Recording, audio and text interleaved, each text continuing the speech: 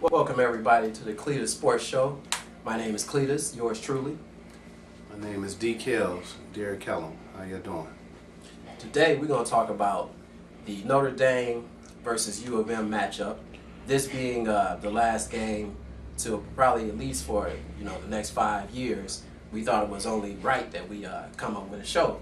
And since I'm a huge Notre Dame fan and D Kelz here, you see what he got on. Oh, blue all day long. All day Michigan, long. Huh? Okay, all right. I respect it a little bit. But, we're going to talk about the matchup. We're going to give our opinions on who we think is going to win the game and why. We're also going to go over, why we like our respective teams and what we think the rivalry means. Also, we're going to give our top 4 playoff teams for the NCAA football playoff and our Heisman winner. So, I guess we can get this party started again. That's real. All right. Well, let me give you a little information about why I like Notre Dame so much. Basically, it's about what Notre Dame stands for, the value system that they have, the tradition, the competitive nature, working hard, academics, all of that. My mother taught me these same values, so I already had it in me. So it was only natural for me to like Notre Dame, to love Notre Dame. Now, what I think about the rivalry, I'm going to tell you the truth. When I was coming up in South Bend, Indiana, that's where I'm from, I didn't respect Michigan. I just wanted Notre Dame to always kill them and punish them. Every time, I wanted them to always win. I was down for Notre Dame, Indy all day, fighting Irish. But once I moved into the Ann Arbor area, I noticed certain things. I noticed that they had the same type of fans. They were, the fans were loyal. Michigan stood for the same things, tradition, values, playing a certain way. And, I can respect that. I like that. I still don't rah-rah for Michigan, but I respect them a little bit more having moved into the area, and seeing what all this thing was about. And I went to a few big house, went to a few Michigan games in the big house. Mm-hmm. But the last time Notre Dame won in the big house, I was there. And that's when Brady Quinn was the quarterback. And we shocked the world. I didn't think we was going to win that game, so I was a black leprechaun that day. Mm-hmm. I gave them luck. So, it was a great game, too, boy. I was so happy. I was thrilled. Ironically, I believe I was at that same game. Was you there? I absolutely. I remember it because I remember the little leprechaun guys all excited at the end of the game, and it annoyed me. But when we talk about the University of Michigan football, again, I grew up in Detroit. And if you grow up in Detroit, you're either going to love Michigan or you're going to love Michigan State. But most of us love Michigan because Michigan was the winning program when I grew up. Anthony Carter, Bo Schembechler era, all those things. Rick Leach, I can go way far back on what made Michigan what it is, a special university to me. But then Jim Harbaugh, Jamie Morris, I can go to Derek Alexander, of course, Desmond Howard, Charles Woodson in the '97 championship team. All those things, I just grew up on Michigan football. I grew up on having an offensive line that knock everybody off the ball and we can run it down your throat. So Michigan has always been close to my heart, and that's, it's like a religion on Saturday to watch Michigan football in my household. As for the rivalry with Notre Dame, it's a great rivalry. It's unfortunate that Notre Dame kind of, backed out of it and went running, for what they want to play now. North Carolina State is there. There's reasons for that, man. But the point is that rivalry is something that I respect. I can remember watching Tim Brown, and it's not too many players I feared as a Michigan fan, but Tim Brown was one of them. Right. And it seemed like he went on and we thought that was over with, and all of a sudden Rocket Ishmael pops up. And I said, well, this is like Tim Brown reincarnated. So I just think about all those rivalry games and knowing that they all seem to come down to the last play, the last possession. Yeah, they're very good games. And so that's when I think Michigan, Notre Dame, regardless whether it's in South Bend or in Ann Arbor, it's going to be a close game. It's going to be a hard-fought game. And it's going to be a game with two universities with a lot of pride and tradition and two fan bases that really hate to lose. So it makes it fun. Yeah, that was well said.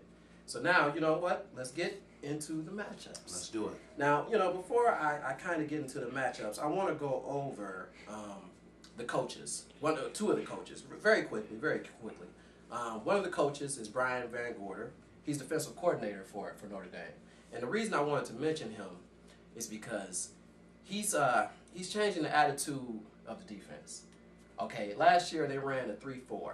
Okay, you know, the former defensive coordinator Bob Diaco, you know, he ran that 3-4, and he was more of a safe defense. Okay, he didn't want to give up the big play.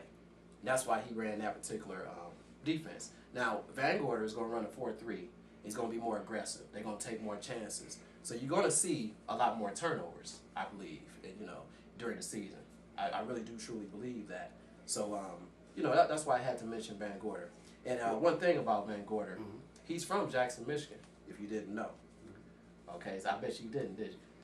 I really didn't care, but go ahead. Oh, there you go. Okay, you don't care after this game. Also, a couple more things about him. He was a defensive coordinator for University of Georgia. A couple of those years, they had the #1 defense in the SEC. So he's a true defensive coordinator in every meaning of the word. So he's gonna bring back that defensive tradition. Not that last year was terrible defensively, or even 2012 when Notre Dame went to the national championship. They held teams down. Absolutely. You know, but I like turnovers, and I like, you know, trying to make the big play. Well, since we're talking about new coaches, I mean, I think it's appropriate to mention that Michigan has a new coaching hire, coaching the offensive side of the football, Coach Nussmeier. And that's a big hire for Michigan because Al Borges was running the team's offense in the past. And we had a lot of problems on offense. Last year, the Michigan Wolverines couldn't run the ball.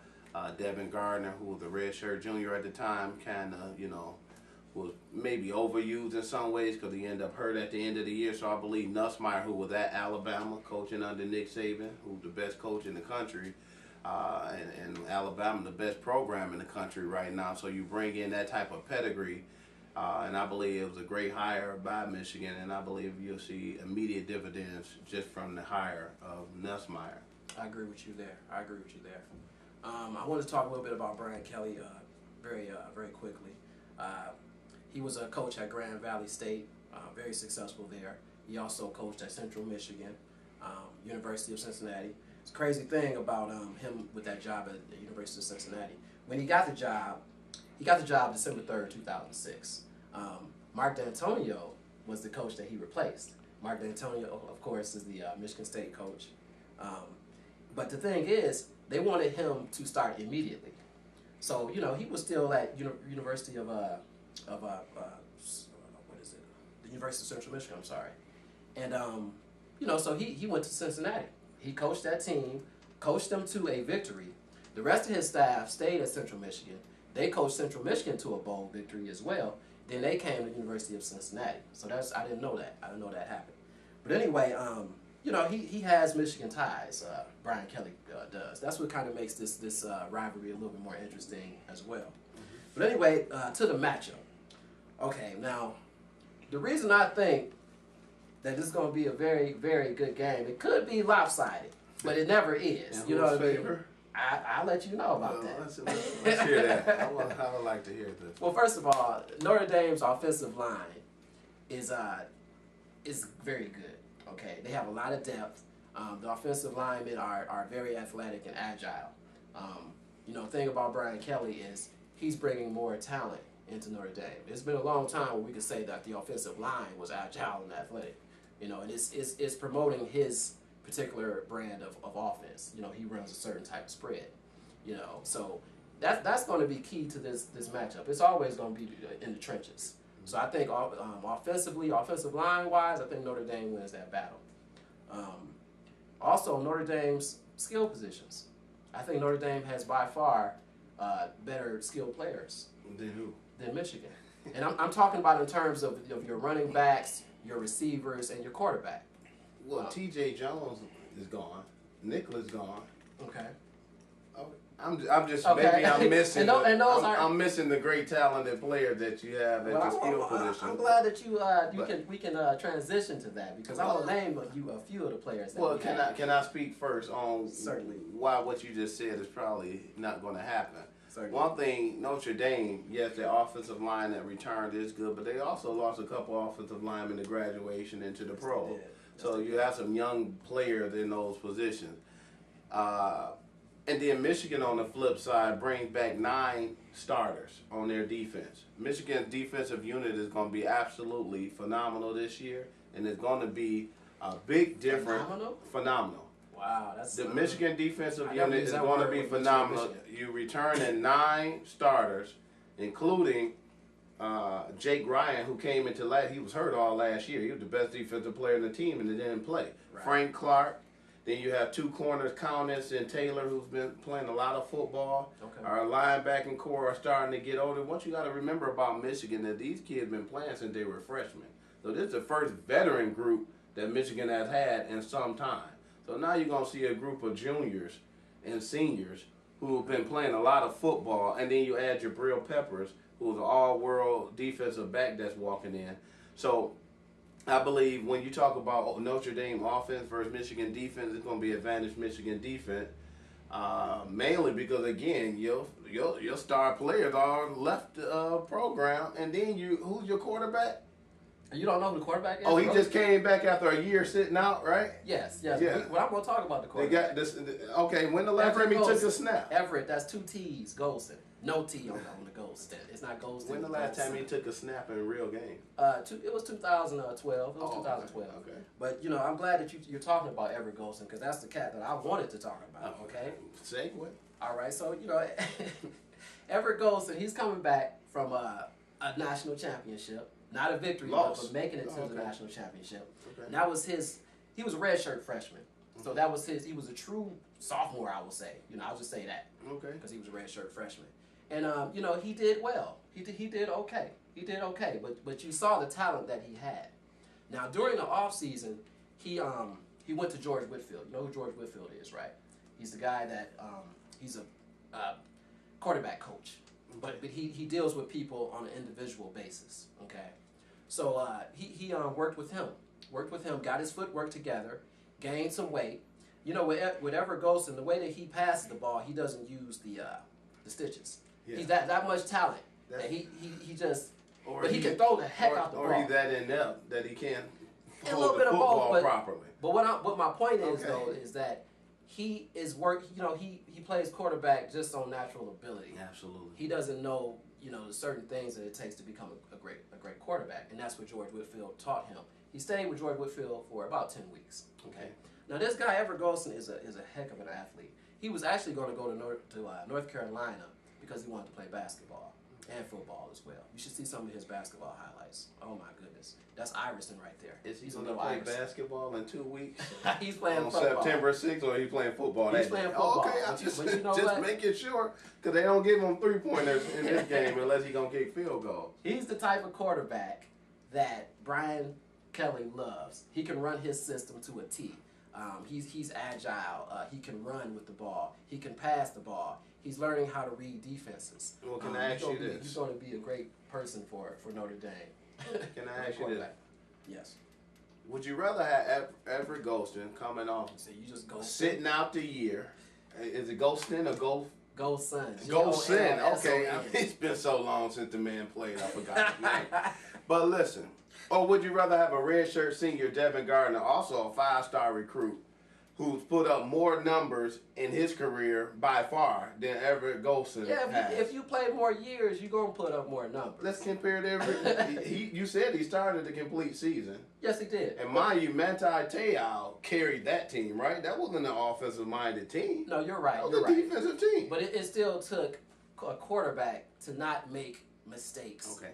And to make certain plays at certain times of the game, which I believe Everett Golston did. Well, and so my question is, I just talked about Michigan's defense. Okay. They returning 9 starters. They adding all type of depth. They've been recruiting well the last several years, much so at the linebacker and the secondary position. Okay. Everett Golston has sat out an entire year, and his second game back, he gonna go and play a team with that type of talent on the defensive side of the ball. The man who's never been an elite passer to begin with. So he's supposed to run all over that Michigan defense in 2 weeks. I see you haven't done your homework in terms of the talent level that Notre Dame has. Notre Dame has. They have tons of talent, tons of depth. Now, and they do have, experience in certain positions.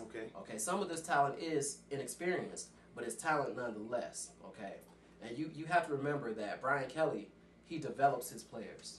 Okay. He develops his players. He has a lot of confidence in his players. He lets them go out and play.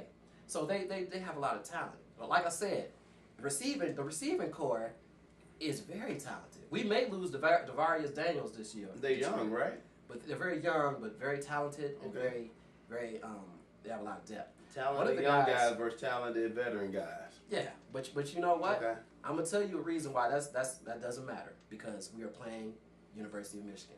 Okay. All types of things go on in that game. All types of talent comes out, and it ends up being a close game. But let me finish this matchup right quick, though. Like I said, I think our skill positions, we have better talent there. I also think Everett Golson is going to be the X factor. I don't know if y'all going to be able to stop him, to be honest with you. And I'm just being totally honest. That's how I feel. The defensive line will be a surprise for Notre Dame. We have a few guys that have played, that have got experience. Yeah, so Sheldon Day, if you remember that name, because your boy Gardner will see him on September 6th. I know who Sheldon Day is. U of M's offensive line is a mess, in my opinion. They were a mess last year. So magically, they're going to be better this year? Explain that. Please explain that. Michigan offensive line are a young group. They're all freshmen and sophomore, all right? But they're going to be more cohesive this year. Early in the season, Michigan defense is going to carry them. They're going to be carried by great defensive play and a veteran quarterback who has weapons to get the ball to. And again, I started to show off by talking about Nussmeier. That's where the Nussmeier addition is going to help this team. The offensive line play is going to increase and improve as the season progresses. But early in the year, if you notice, I'm highlighting the defense. And when you talk about Notre Dame bringing Golson off the shelf after, a 2-year hiatus, and then coming out there with well, we haven't seen him in a while. It's been since 2012, since the last time he's been on the field. It's almost 2015. So listen, so when you bring him off the shelf and you put him in South Bend with all that pressure in the second game back versus a veteran defense, he's in for a rude awakening. And the defense alone going to win that game. Okay? Now, as the season progressed, the offensive line, who are all 4 or 5-star recruits on Michigan offensive line, it's not like they got a bunch of scrubs that they just found. It looked that way last season. Exactly, and that's where the improvement. Scrub line. That's what they should have called. They were. But this is a new year, and in college football, when you have guys go from one year to the next, you can see monumental growth. Yes, you're exactly right about that. Especially if they're well coached. Especially if you have an accumulation of talent that all come together. But with that being said, let's just talk about who's going to win the game. You need to ask. I got Notre Dame winning the game. By how much? 28-20. And, another reasons why I think they'll win, too, they have home field advantage. They don't want to go out with this rivalry with the L. And they know that the last, at least 4 or 5 seasons, they should have beaten Michigan. They should have beaten Michigan. Say that again? It's been a close game, but they should have. You talked about Brady Quinn beating them, and Manti Te'o beat them. That was 2 times in like the last 7, 8 years. That's what I'm saying, but each game was close, though. Very close. They were either way. So I think this is Notre Dame's year in time. I really do believe that. Well, my call is this. Michigan goes to South Bend. They should win the game by 2 touchdowns because it's a mismatch. But I'm going to say because it's in South Bend, and I do respect South Bend, it's a difficult place to play, and you guys tend to stick around, that Michigan will either win the game by 7 by getting a late stop, or they're going to get a few first down to seal the game. But Michigan will win the game 31-24. No, take that back. 24-17, Michigan win, and it probably should be a bigger blowout than that. I don't think it's a close matchup at all, honestly. Wow. Okay. All right. Well, let's get into the playoff teams. I want you go first with your 4 playoff teams. All right. In the Final Four, the first year of the college playoff, Alabama, Florida State, Oregon, and the fourth team in that mix will be my very own Michigan Wolverines. Not because I'm being a homer, but because they're going to win the Big Ten championship. And if you win the Big Ten championship, you're going to be right there in line to take that fourth spot. And so those are my 4 teams. Are you kidding me? Did you just say U of M or Michigan State? You meant Michigan State, right? Michigan going to win the Big Ten. Michigan's not going to even win half their game. Well, okay, Michigan. I think Michigan will go. I'm gonna say 8-4. I'm gonna say 8-4, and that's not a Big Ten victory right there. But anyway, my 4 teams: Alabama, okay, Stanford, Michigan State, and I'm debating maybe another SEC team. I'm leaning towards Georgia, but I'm gonna go Georgia. I'm gonna go Georgia as well. And my Heisman hopeful, Everett Golson. Okay. Everett Golson. That dream is going to be over after the second week of the season. That's but my dream. as far as the Heisman go, I'm going with the kid at Oregon, Mariota. And I think he's going to That's put the up. safe pick. He's going to put up huge He numbers didn't go this safe year. for the playoffs, but he went safe for the Heisman. He's going to have a huge year. He's going He's to contend for the national title. Okay, all right. Well, last but not least, before we leave you, I want to go over some historic tidbits about the rivalry. First of all, Michigan ranks number 2, and Notre Dame ranks number 1 in winning percentage. Okay, Michigan ranks number 1, and Notre Dame ranks number 3 in all-time wins. So with the winning percentage, they've been going back and forth basically. Okay, each school has 11 national championships. That's crazy, huh? That tells you about the history of both squads. 2 schools have met 42 times. Michigan leads the series at 25, 16, and 1. I ain't like to say that, but It's it's no okay. surprise. It's all right. It's all right. It's no surprise. The first meeting was on November 23rd, 1887, and Michigan won that game 8-0. Wasn't a lot of offense back then, 8-0. And the first game was at Notre Dame. Did that Golson start that game? See, we don't eat all them worries. Golson gonna make you eat them. But let's see here. The Michigan team is credited with teaching Notre Dame how to play football. Before the game, they actually they went through I guess a little tutelage about how to play the game of football. So that's not a rumor. That's exactly right.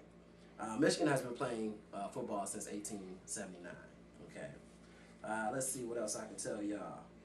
Well, the Wolverines won the first 8 games that were played against Notre Dame. So they went. We was 0-8 right quick. You know what I mean? That's why. That's them 25-16. And that's because we were learning how to play the game. Once we start learning how to play, we start dominating. Okay. The first hiatus of the series was after the 1888 season. It resumed in 1898. They played 3 games between 1898 and 1900. Michigan won all 3 games by a combined score of 42-0. Ooh. Sound like in 2 weeks. There you go. In 1947, there was a controversy on who won the national title. Both teams were undefeated.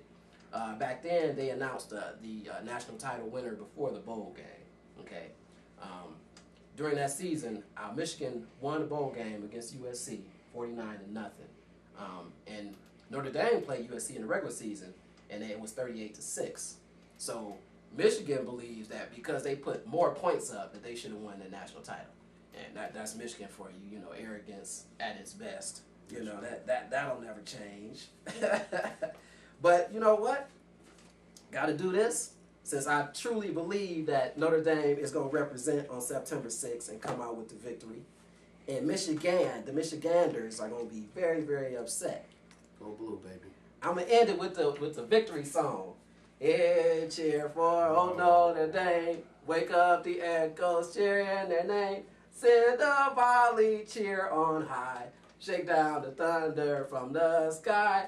What though the odds be great or small, old Notre Dame will win overall. While her loyal sons are marching onward to victory. 28-20. The only reason why I let you do that, because that's the last time that song going to be sang in the Michigan atmosphere for the rest of the history of the world, because you guys opted out of the rivalry. But September 6th, the Michigan Wolverines will shut all that up. So be there. But one more thing too. I think we should bet on this game. If I lose, I'll wear some Michigan game for the next show that we have. If you lose, vice versa. It's on. It's on. Now you seen the handshake, y'all. Y'all see that, right? Y'all see that? Yep. Get a close up. It's going We're down. gonna get him fitted for this hat. We're gonna get him fitted. Till next time, y'all. All right.